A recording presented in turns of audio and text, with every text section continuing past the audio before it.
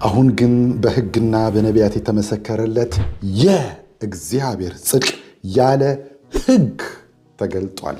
እርሱም ለሚያምኑ ሁሉ የሆነ በኢየሱስ ክርስቶስ በማመን የሚገኘው የእግዚአብሔር ጽድቅ ነው፣ ልዩነት የለምና። ሁሉ ኃጢአትን ሰርተዋልና የእግዚአብሔርም ክብር ጎሏቸዋል።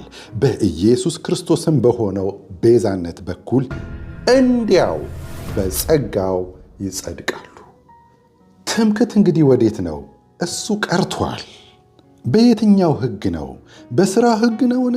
አይደለም፣ በእምነት ሕግ ነው እንጂ።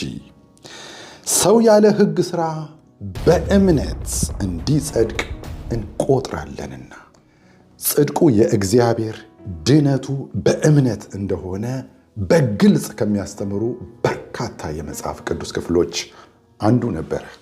የዚህ ንጹሕ የሆነው ወንጌል ተቃዋሚዎችና የሃይማኖት አስተማሪዎች በሁለት አይነት መልኩ ሊቃወሙንና ሊያሸማቀቁን ይፈልጋሉ።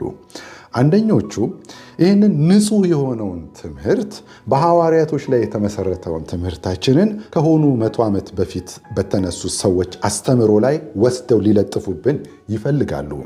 እነርሱም በማርቲን ላይ፣ በካልቪን ላይ፣ በአርሚን ላይ ሊለጥፉን ይፈልጋሉ። ይሄ አርሚኒስት ነው፣ ይሄ ማርቲን ነው፣ ይሄ ካልቪኒስት ነው ሊሉን ይፈልጋሉ። ኖ ኖ ኖ ኖ ኖ። እውነቱን ልንገራችሁና እነዚህ ሰዎች አንድም የጻፏቸውን መጽሐፍቶች እኔ አንብቤ አላውቅም።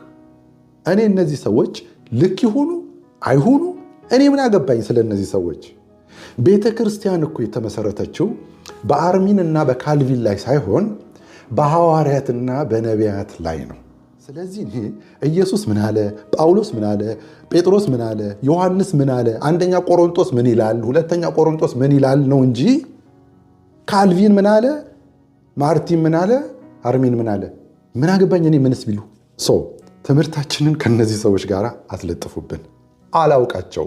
በሁለተኛ ደረጃ ደግሞ እነዚህ የሃይማኖት ሰዎች ደህንነትን አንተ በሂደት ሙሉ ታደርገዋለህ ብለው የሚያስተምሩ አስተማሪዎች ሊቃወሙን ደግሞ የሚፈልጉት መድረኮቻቸው ላይ በመዋሸት ነው። ግልጽ የሆነ ውሸት በመዋሸት ነው። ውሸታቸውም አንዴ ድኛለሁ ብለው እንደፈለጉ ኃጢአት ብትሰሩ ምንም ችግር የለውም ብለው የሚያስተምሩ አሉ ብለው መድረክ ላይ ይዋሻሉ። ድሮ ሰው እነዚህ ሰዎች የእግዚአብሔር ሰዎች ናቸው፣ እድሜያቸውም ትልቅ ነው፣ አይዋሹም ብሎ ስለሚያስብ እውነት ይመስለው ነበረ።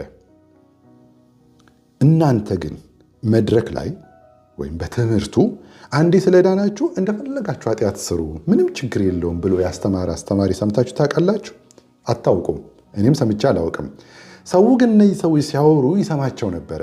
አሁን ግን ይህን ነገር መድረኮቻቸው ላይ የሚጠቀሙት አየር ለመያዝ እንደሆነ ስለገባው ይህንን ነገር ሲያወሩ ከስር ሄጄ እኔ ኮሜንትን አነባለሁ።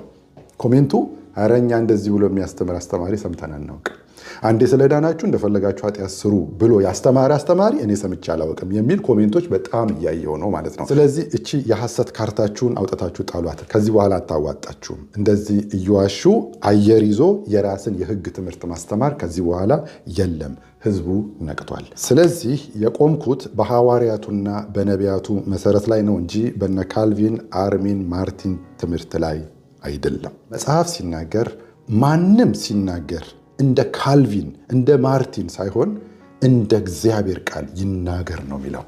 እንግዲያውስ ታወራኝ እንደሆን እንደ እግዚአብሔር ቃል አንደኛ ቆሮንቶስ፣ ሁለተኛ ቆሮንቶስ፣ ዕብራውያን፣ ጳውሎስ፣ ዮሐንስ፣ ጴጥሮስ እያልክ ታወራኝ እንደሆን አውራኝ።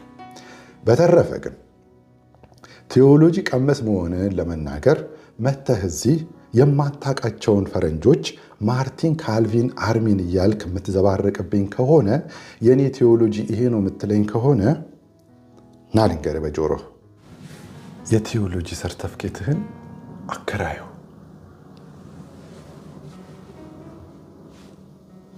የእግዚአብሔርን ቃል ጠቅሰህ የማታወራበት ከሆነ